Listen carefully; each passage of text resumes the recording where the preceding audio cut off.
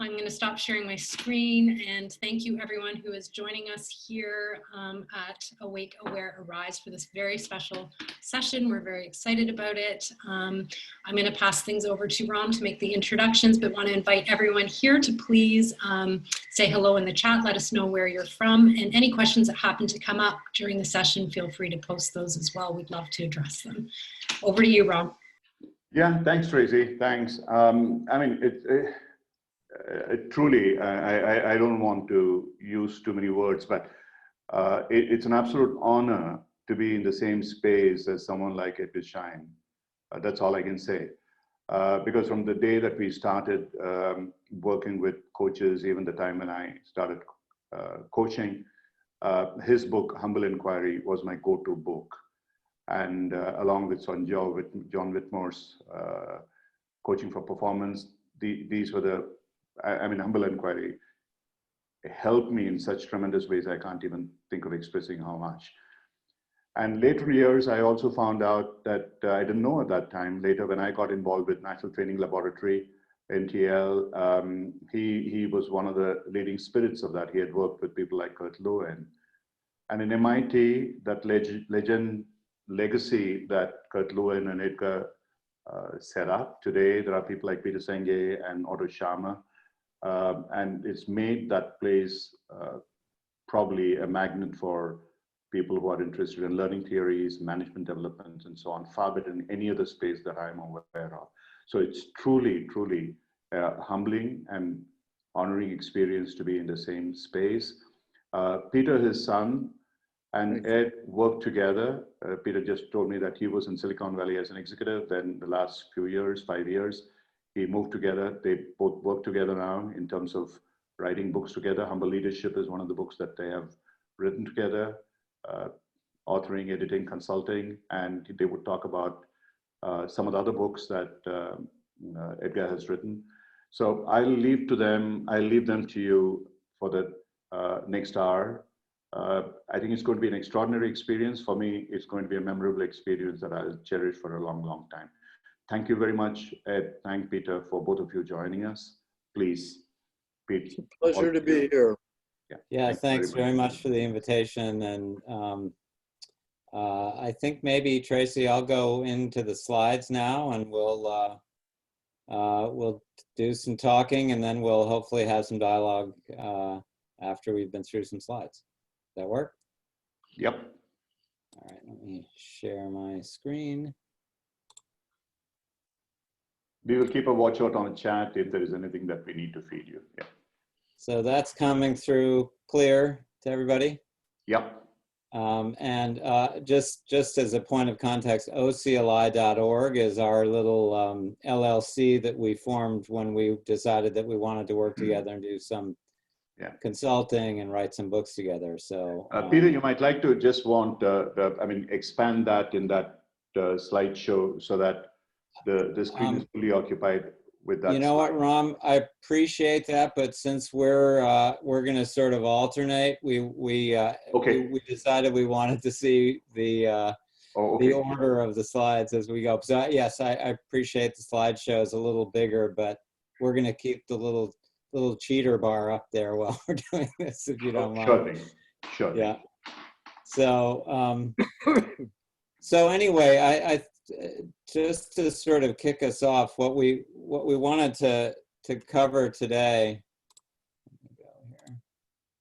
is to provide, in this context of coaching, to provide a kind of integrative perspective that will sort of touch on some of the books that Ed wrote, and then some that we worked on together, and cover these important ideas about relationships and their relationship to coaching, and then also how relationships are so central to leadership. So with that, I'll sort of I'll kick us off and go to one, a simple social premise that Ed can describe. As long as I've been working as a social psychologist, and that's what I primarily consider myself to be a sort of half sociologist, half anthropologist, but mostly social psychologist. You very soon learn that individual industrial psychology went way, way too far overboard in trying to figure out the characteristics of the great leader, the characteristics of good employees, all this stuff about traits and personality. And a good group is one where you carefully compose the people to be just the right fit. All nonsense, all nonsense. It's really the basic unit of society, and the only way we can make any sense of coaching or leadership or group dynamics, any of it, is if we start with the idea that the relationship is the fundamental unit of society. And whether you are aware of it or not, even when you're passing people on the street, a pure stranger, and maybe you totally ignore each other in the process of trying to avoid eye contact, you are exercising at that moment a particular form of relationship. And then when you go home later and talk to your family and so on, those are all different forms of relationship. So let's start with that premise, that you're always in some kind of relationship. And what does that mean? What it means is that we can somehow anticipate the responses of the other human in the situation. Even with that stranger, I anticipate that he or she is not going to run into me, that we're going to pass each other safely. And that always has two dimensions. There's the task, the getting past each other safely, and there's also the relational. Will we look at each other? If we're in close quarters, will we say, excuse me, as we pass each other? And when we get home again, it'll be a whole different set of conversations and so on. But if you say, what is a relationship? Always remember, it's the assumptions you make that you can anticipate some elements of what this other person is going to do. And it becomes then a relationship when that other person also begins to be able to anticipate what you are going to do next. So I think it's something we all know how to do. We are socialized into it from being a little kid who when the parents tell us exactly how to relate to strangers and how to relate to relatives and what you can and can't say, all of that is relational socialization and preparation. Now, most of the field talks as if we understand this, and all the books say leadership, for example, or coaching is all about relationships. But even then, they haven't said anything until we consider what is the nature of a relationship in terms of levels. I apologize for the phone in the background. I cannot cut it off because it's part of our alarm system here. And so I will just talk over it in case you're hearing it. So well, Peter Ed, I'll take this one and about quality of relationship. Yeah, I think the idea that Ed is touching on that we just want to emphasize is that we tend to talk so sort of loosely about, I have a good relationship with somebody, or I don't have I have a bad relationship with somebody. And I guess our simple point is to double click on that before you make a judgment that I have a good relationship or a bad relationship. Try to define what kind of relationship it really ought to be. because it's, you know, it's not enough to just say it's a good relationship or a bad relationship. Think more deeply about what kind of relationship it really ought to be. And with that, we'll give you a framework in the next slide that Ed will cover on how to think about, a very simple framework for how to think about different kinds of relationships, not just whether it's good or whether it's bad. Okay, so this is a bit of theory that we are taking very, very seriously now. You will find it in almost all of our books and writings. Am I coming through okay, by the way? Yep. Yes, okay. Yep. What we forget is that society has actually made it easy for us to differentiate what we think of as different levels of relationship, different levels of depth. And so let's talk our way through this. This is crucial to coaching. It's crucial to leadership. It's crucial to management, to ask ourselves, with the various people in our role networks, the people we have to relate to at work, or if it's a coach-client relationship, is it possibly a level -1 domination relationship, which we would see, for example, in coaching when a very, very expert athlete or coach teaches someone else like a new tennis stroke and totally dominates the relationship.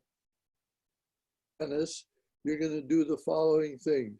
You're going to swing this way and that way, and you're going to look at the ball. And we hope that that's not typically a work relationship, but I have seen in coaching where the client really, in a sense, wants to be dominated by someone who has all the skills and wants to be taught those skills. In the workplace, this is rare. It's only occasionally in a sweatshop where you have a bad boss who dominates employees. But for our daily purposes, we're dismissing that. Most of society works on this level 1 transactional basis. When we pass each other in the hall and don't bump into each other, we are transacting. When we go shopping and deal with various clerks, we are transacting. When we go to our doctor or our lawyer, we are transacting. When we are coaching with a brand new client who has just been assigned to us because we're an executive coach and we've been told that Mary so-and-so needs some coaching and you're going to meet her next Tuesday, and we now meet in the office, we're in a transactional relationship.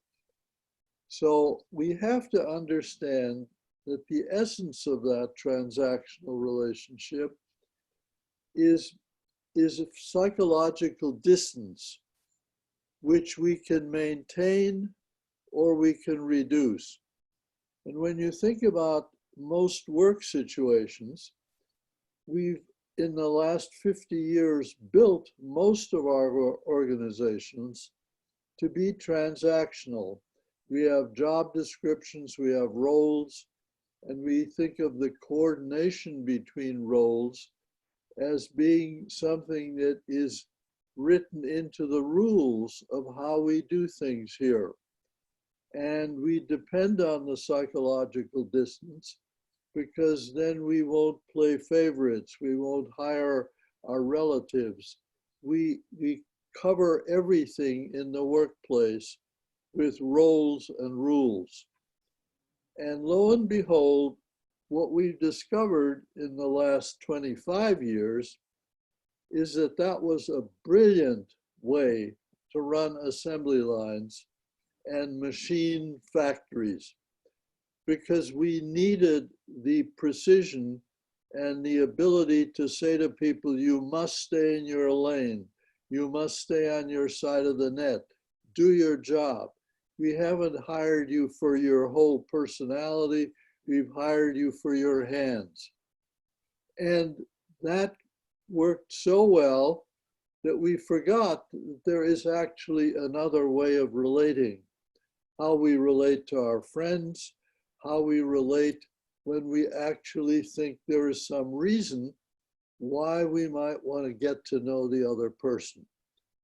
So we have defined, and you won't find this so much in the literature, we have defined this level 2 personal relationship. And it's what you have with your friends already. But in the workplace, or in this coach and the brand new client, you have to build it. The boss has to say, I say to him or herself, my new employee who I'm going to meet today, or the coach, my new coachee who I'm going to see today, if this is going to work in today's complicated, fluid, messy world, I'm going to have to get to know that person a little bit better. It won't be enough to stay psychologically distant. I'm going to have to personize, we're using that strange word, not personalize, but personize. I'm going to make an effort to get to know this person at a deeper, more personal level, because I believe that in a good boss-subordinate, boss-direct report relationship, or in a good coach-coachee relationship, it will only work when we become very honest and open with each other. And that openness and honesty will only happen if we collapse the psychological distance that initially will exist when we first meet each other. So the early part of any relationship is a decision. Do I want it to remain transactional and distant, or do I want to get to know this person? And I will say unilaterally, a coaching relationship really only works well if we build that level 2 personal relationship between us. Now, in the workplace, there's even occasionally a place for the deepest level where we become not only personally acquainted, but what we have with our family, with our loved ones. We have a more deeper, intimate relationship that is more open. We can anticipate more things about each other, which is still how we measure the relationship. How much can we anticipate each other? And in places like where the work requires life and death dependence on each other, I think in SEALs teams or in the Rangers or some of these teams that go out and do very, very difficult things, they do reach probably an intimate level of relationship with each other. So the whole point of learning this 4-level taxonomy of relationships is that every day you make hundreds of decisions as you go through your various life events as to whether it's -1 and you're going to get out of it as quickly as possible, or it's transactional, but it's pretty stiff and formal and you're not sure you're getting the truth out of the other person, or are you going for a personal relationship to make your coaching or your management or whatever it is you're doing together work better, because you're now in a close enough relationship, you know each other well enough that you will be open and trusting of each other. That's the essence of this 4-level system, and we believe in it very strongly.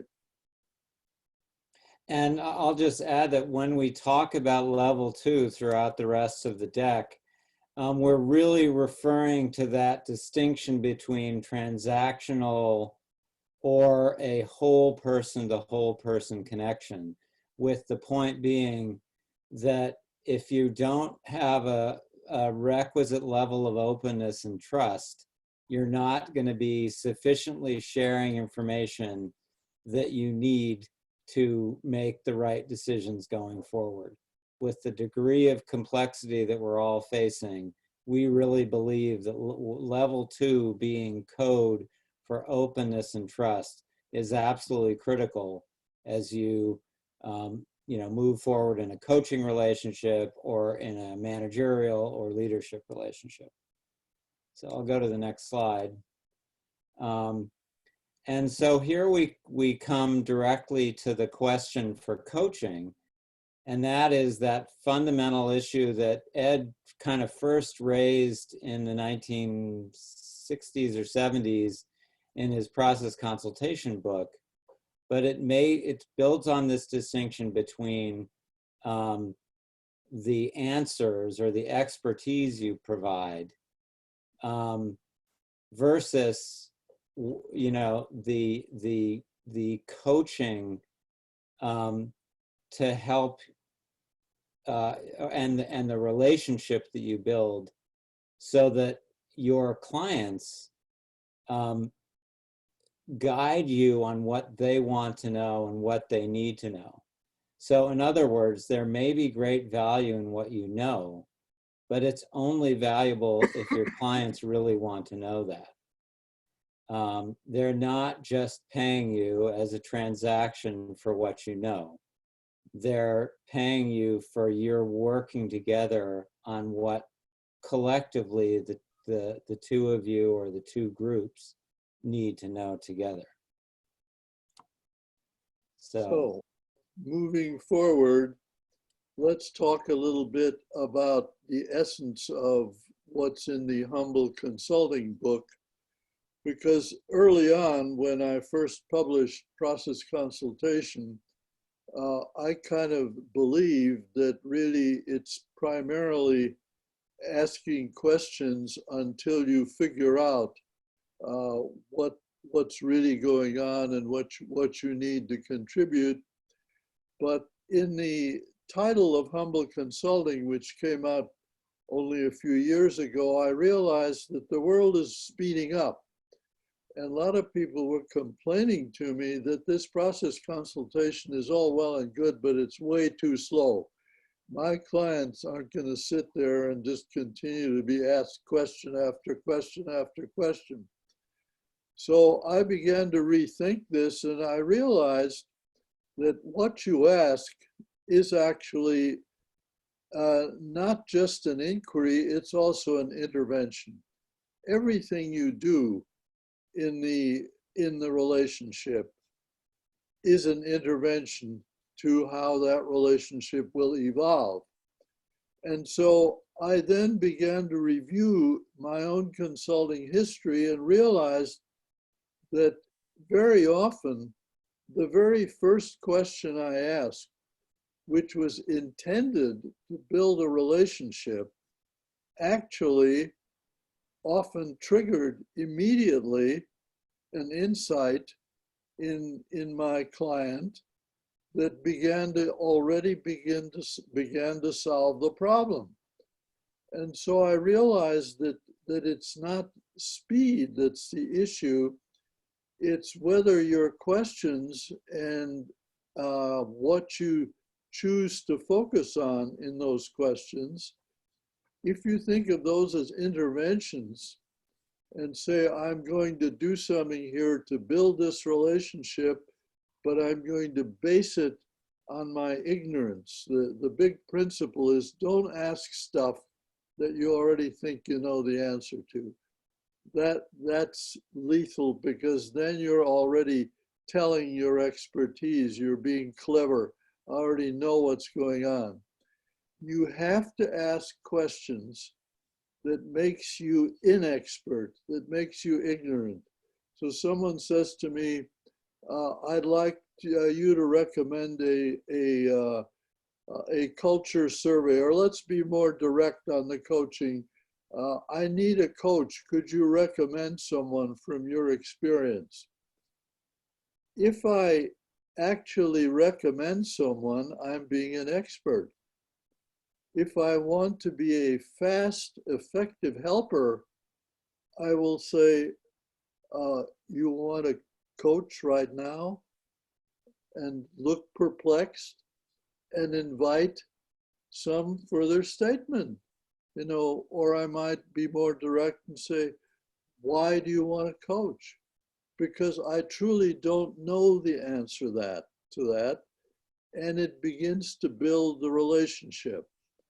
So think of everything you do as an intervention and work primarily from ignorance, because those are the interventions that both will build the relationship. You'll get to know the person better, and very often will prove to be the most powerful intervention you will have made, because the person may say, well, yeah, I do wonder, why did I think I needed a coach right now?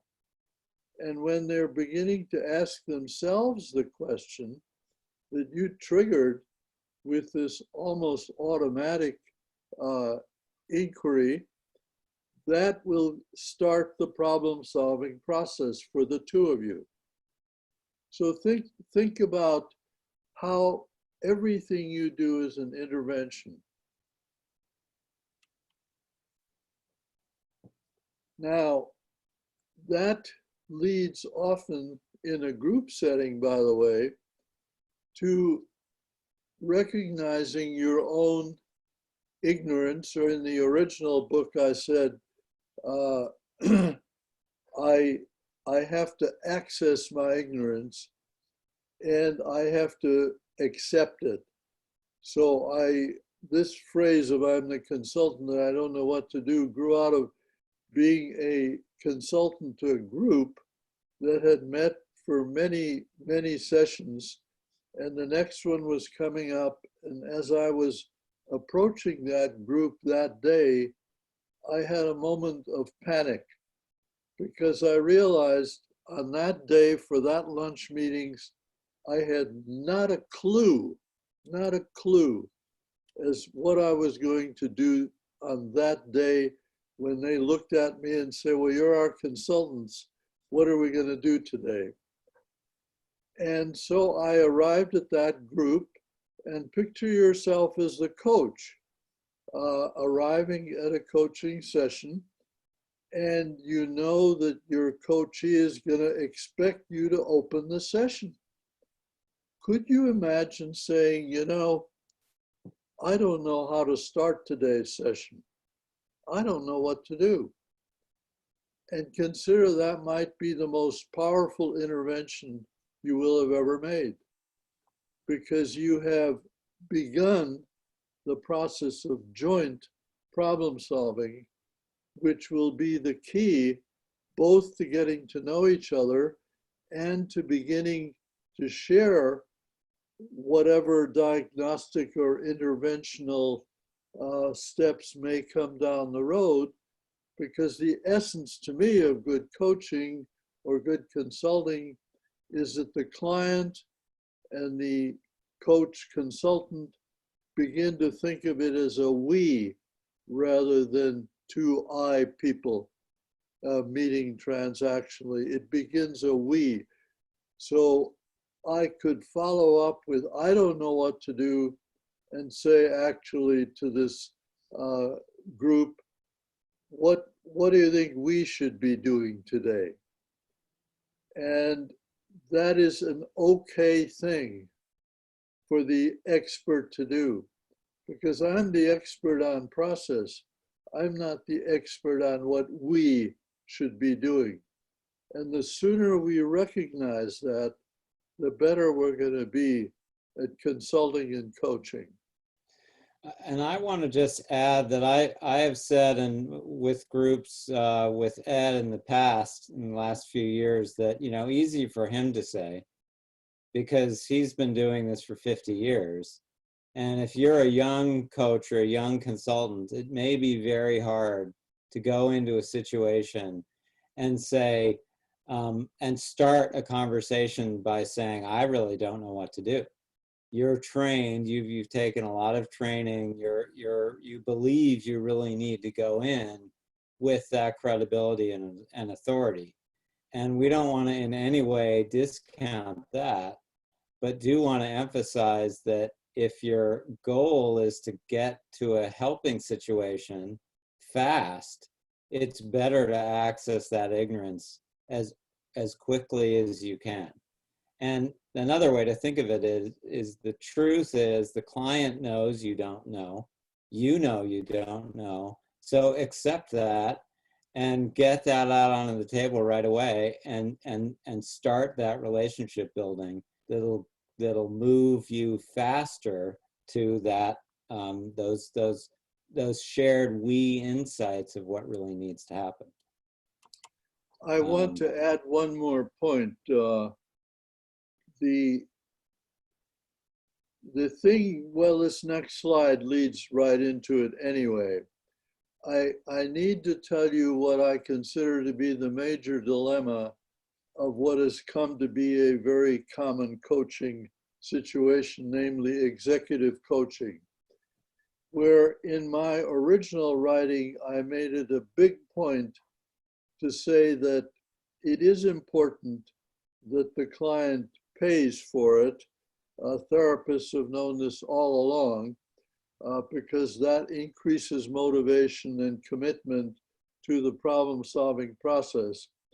And so I need to talk to you briefly about the dilemma of executive coaching, where the company is paying for the coaching that some member of that company is expected to engage in with someone who may be an inside professional coach, but is often an outsider who's being paid by the company to work with Mary Jones on some issue that the company and Mary have defined.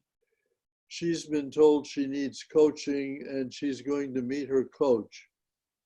In my consulting book, there's a case of what can happen, where as the coach and the client get to know each other better, the client begins to understand that the coach is not just the company agent brainwashing me, the coach is actually trying to help me.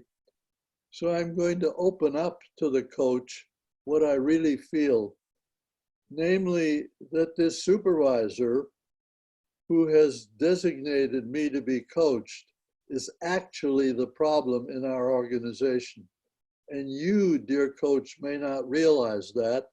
And here, let me give you some data on what's really going on in this organization that actually led this supervisor to asking you to coach me.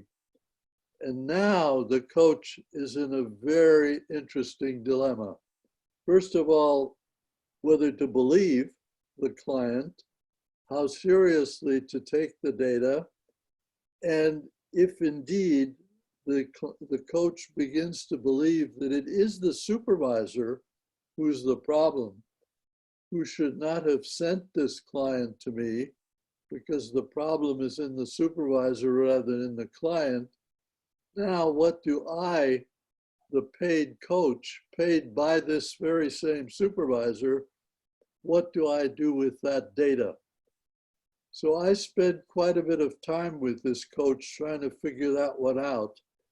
And I think it's one of the great unspoken problems of executive coaching that we haven't really sorted out well enough. If the problem is in the company rather than in the client, do you actually help that client leave the company? And do you find a way to make the company aware that it has a problem that it's been denying? So I had to get my bias in about executive coaching because I do worry about it.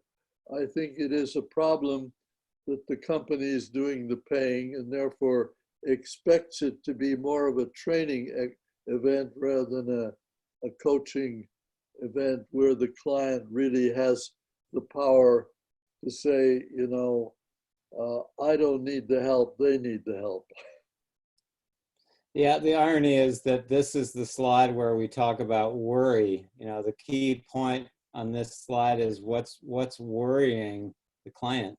And what Ed is describing is that paradox that often it's what's worrying the corporation or the entity that hired the coach, not what's actually worrying the subject of the coaching. But we do believe that it's important to try to get to that. You know, you kind of have to break through that emotional wall about and get to that point about worrying, because then you really get to the real context of what's going on. Anyway, I'm gonna move us on here, and just sort of say that this is why we try to make the point about you're really trying to help without telling what you know or what expertise you think would apply. And so again, arguing that it's not as much telling what you know that's important and valuable, it's to convey openness and trust from the very outset. Well, I mean, the very outset that you actually can honestly feel an openness and trust with that client. And so, and this is where we want to kind of transition quickly into some of the ideas that come out of the Humble Inquiry book. And as Ed has said, everything you do is an intervention. And so Humble Inquiry, which was a book that came out right before Humble Consulting, tries to sort of build a model for how you can think about the right kinds of questions to ask at the right times. And Ed can talk quickly through what it sort of means to be intentional in the different forms of inquiry that you take. And again, with the caveat that the concern is that you not get too quickly to knowing the answer and then creating resistance in the client. So Ed, do you want to talk a little bit about? In all of the books, even way back in process consultation, I started to work on this set of categories of questions. That humble inquiry is truly accessing your ignorance of not knowing something and therefore asking about it. So it's the most fundamental, important type of intervention that we all have to be able to do. But as we get to know each other, we begin to get curious about various things that have already been spoken about. And so a diagnostic question would be when I would say, well, you said you needed a coach in order to reduce your anxieties at work. Give me an example of an anxiety at work. That would be now taking over the conversation and saying, you know, you've given me an area in which to explore. I want to explore it further. Or a confrontational kind of question might be, you say you need want me to recommend a coach. I've experienced you as a very together person. I don't think you need a coach. Or isn't this a very bad time for you to be trying to think about a coach? Where I now not only take over the conversation with a further question, but whether it's a question or not, I insert my idea of what you ought to be doing. And so that really takes over the conversation. And that's often where we get defensiveness, because the client may have already thought of that, or they don't want advice. They don't want to hear the coach's ideas. They want to be led to figure something out. And then this process inquiry is when things aren't going perfectly well with you and the client. You can always stop and say, how are we doing? Let's examine how we're going at this. Is this really helping? Am I asking you the right questions? Is there something different that we ought to be talking about? We can always, when things seem tense or not working, we can always say, let's stop the action, time out, let's figure out what we're doing, and let's see if it's meeting your goals. Is it helpful? And let's reset to see what we could do it differently. So the basic idea is stay in the humble inquiry as long as you can, but as your curiosity or your need to tell overwhelms you, at least be aware that when you diagnose or confront, you are grabbing the mic, you are taking over the conversation. You are no longer letting the client lead to where the client seems to need to want to go in terms of what's really worrying the client. So that's this piece of it. So I just want to add here that, yeah, just to add here that this is a lot. We're condensing a lot onto one slide here. This stuff is detailed in the first edition of Humble Inquiry, but to sort of shamelessly plug the work that we're doing right now, Ed and I are copy editing a new edition of Humble Inquiry that will come out in the early winter that has more in the way of kind of exercises and some double clicks on this, on these different kinds of inquiry. And so I know we're suggesting a lot today, but it's worth exploring this if you found yourself sort of not intentional in the questions that you're asking a client. So the next thing we wanted to do is kind of quickly transition to the other side of things. If you are coaching leaders and leadership teams, we have a little bit of this that we want to now cast onto the role of relationships and leadership. So if Ed, if you want to just kind of give us the setting here.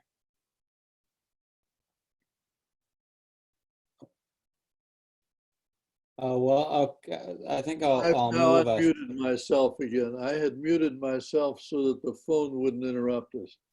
Okay. And here it goes. I can't believe it. Peter, talk about leadership. Yeah, I think they're testing the alarm system where Ed is today. So apologies for that.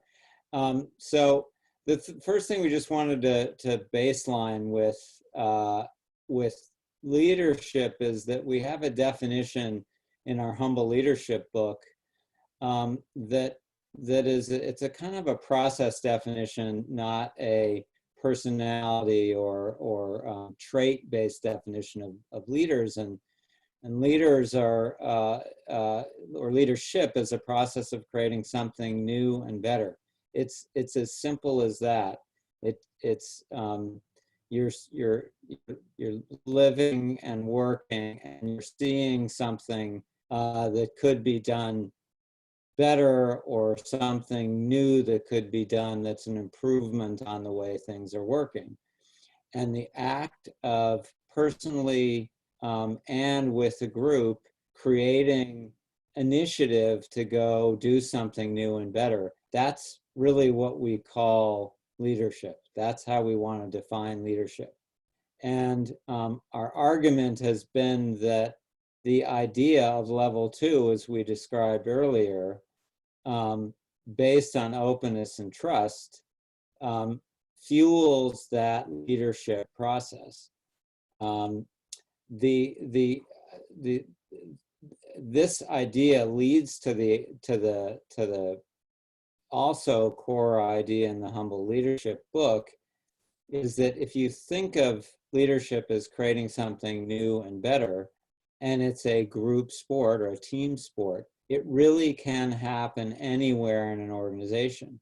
And we think that you should encourage the leaders that you're coaching to absolutely allow leadership to happen where it happens organically in an organization. We've seen lots of experiments in, sort of, distributing, team-based leadership or holacracy, things like that. Those are all good experiments that seize on this basic idea that you should allow leadership to happen anywhere in an organization. And so with that, I want to sort of now quickly transition to why this is important now. And so that we have some time left for some questions. So Ed, do you want to take this one on? Yep. I also want to mention the power of teamwork here, because with these interruptions at my end with the phone, the fact that there are two of us and that we can mute or unmute as needed and pass the baton back and forth has been very helpful, because on my end, I've had terrible phone interruptions, which hopefully have been minimal at your end. All of this is by way of saying, we're living in a very different world these days. We are solving problems that are involving units of organizations, whether those are individuals or groups and so on, that are now far more interdependent than was true in the machine age. Organizational boundaries have become very fluid. Organizations are reinventing themselves. Jobs are initially defined with job descriptions, but within maybe months, that job has changed. And it's not accidental that we're talking now about the most important skill of an employee is agility, the ability to learn new stuff. And we have all kinds of needs now to get to know each other better, because if we don't collapse the professional distance, if people stay in their roles, they continue to be independently competitive. And it's that independent competitiveness, rugged individualism, that has led to spinning and lying and withholding information that has created the problems that organizations now face. If we think we need to know what our employees really think and can do, we need to give them the psychological safety to be able to tell us honestly what is going on. And we have to be agile enough to hear them and actually pay attention to what they're telling us.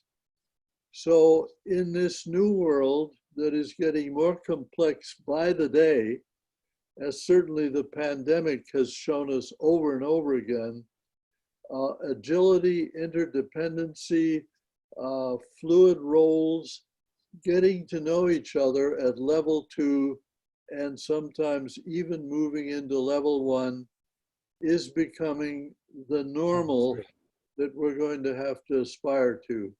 The day of the transactional organization is obsolete in today's world.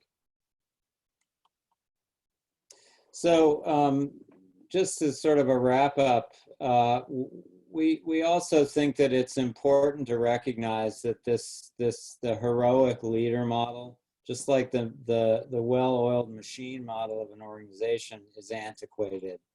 The I alone heroic leader model is antiquated as well. And we hope that we've given you some ideas as your coaching leaders to think about this new leadership model. And some of it may work in your situation, some of it may not. But we do think that a focus on relationship building, it may sound sort of self-obvious, but do we do it enough in leadership situations to really, it's kind of skipping to that last point, that it's very important in your coaching to get leaders to think about the context of what's going on in the group, in the subunit, in the division that they work in, not just the content of their work.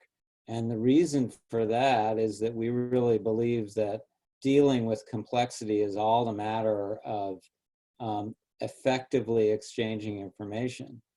And without openness and trust, you don't effectively exchange information, and you don't adequately distribute decision-making. All by way of saying we're entering a world that we believe is based around much more collaborative work and much less transactional, role-based, machine-like work. We like to joke that if it's really just all about transactions between roles, we really might as well just let AIs take our jobs, because AIs can be trained to do that. Humans and organizations provide value and innovation far beyond any transactional or role-based model. So with that, I think we've got about 10 minutes, and now I'm losing my voice. We'll go to some questions. Yeah, Peter, Ed, if you're ready, there was a question from Ray earlier on. Let me give you the sequence of questions. He asked, is there evidence that successful teams are more likely to be at level 3, which is emotional connect? And at that time, you were deep into your conversation. So I answered saying, Project Aristotle of Google establishes psychological safety and interdependability as the first 2 requirements of great teams, and they are connected to emotional intelligence. His question then sort of went way over my head. He said, could we go further and say that the LA Lakers were more emotionally connected to each other than the Miami Heat? So over to you. We love that question because Peter, would you please restate the question, because I missed some of what Ram said. Well, Ram brought up, sort of stealing the answer from us very appropriately, that the Google Project Aristotle is one of the best examples we have of demonstrating that psychological safety is probably the most important factor in team success and team cohesiveness. And it sort of builds on that idea that it's actually a little bit beyond level 2, goes into this idea of sort of professional intimacy and a high degree of psychological safety that often is characteristic of teams that are very successful. And Ed mentioned the Navy SEALs, those high performance teams that obviously have a level of connection to each other, finish each other's sentences, that kind of level of connectedness that, interestingly is probably characteristics of generally of very successful startups. Not surprising, the founders are spending 20 hours a day together. They have a level of professional intimacy that's above and beyond level 2. But the reason I love the question is that in the past we've used really successful athletic teams as very good examples where they're so connected with each other and with their coaches that they all start talking about how they love each other. And it's very funny when professional football players, whether it's, NFL football or Premier League football, they talk about how they love each other. And, wait, these are macho pro athletes. What are they doing loving each other? Well, it's a different form of connectedness that reflects the fact that they're spending, so much of their work and lives together that they do develop a bond that's deeper and more resilient and more elastic. That, it's absolutely beyond level 2, and maybe that's the new book we'll have to write, Beyond Level 2. Well, I want to add to that, because I think it is our next area to explore, in the sense that in the coaching relationship, when I'm coaching someone, I'm very aware of when is something too personal to ask about. That boundary is in society reasonably clear. We understand that sexual things and so on are clearly out of bounds. But as we get to know each other, what's in bounds and what's out of bounds gets fuzzier and fuzzier. And I think it's very clear that we limit the actions we take. But the boundaries around what we talk about are getting, I think, fuzzier, and it's precisely between that level 2 and 3 area.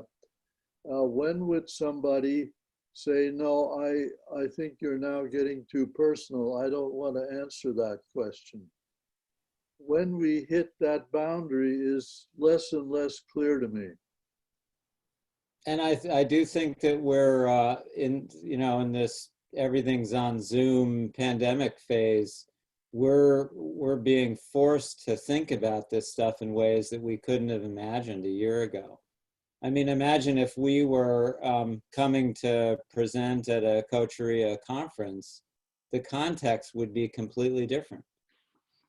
You wouldn't be visiting, well, you might actually be visiting Ed in his office, or me with my virtual background because I have a lighting problem in my room. But it's really forcing us to rethink how we're sort of inviting people into our experience and hoping that people will also invite us into theirs, because if we share those things, we really communicate better.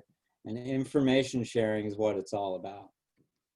Well, what we've learned from the Zoom lockdown stuff is that we miss the connection emotionally, but for information processing, Zoom actually forces us to be more precise and more accurate. And I can imagine that we might find it easier to talk about very personal stuff on Zoom than when we are face to face. That's truly, truly very interesting. The shift from the personal to the emotional intimacy becomes easier when we are virtually connected. Yeah, I think we try to make that point in the Humble Leadership book that, of course, couldn't possibly have anticipated the pandemic, but was aware of the fact that we are interacting this way. But we've tried to kind of make the argument that you still have to have those moments of three-dimensional real life with each other to really build the connectedness that's going to be resilient and elastic down the road. But since we don't have that option in the pandemic world, I think we are kind of figuring out ways that we can create a little bit more of that intimacy.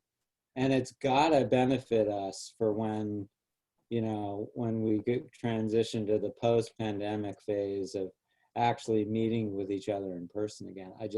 I really believe that we're going to benefit from this silver lining. Yeah. Thanks a lot, Peter. Thanks a lot, Ed. It's been wonderful having you. Tracy, I'll let you close as a host. Yes, thank you so much for such a fascinating, insightful session. I cannot wait to watch the recording. So it's been wonderful.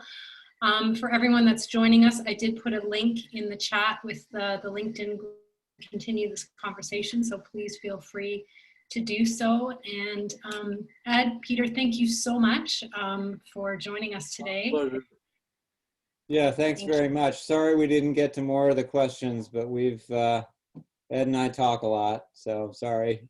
Hope you enjoyed it. It was wonderful listening to you. Thank you. Thank you very, very much. Bye. Thank you. Thank you. Bye, everyone. Bye.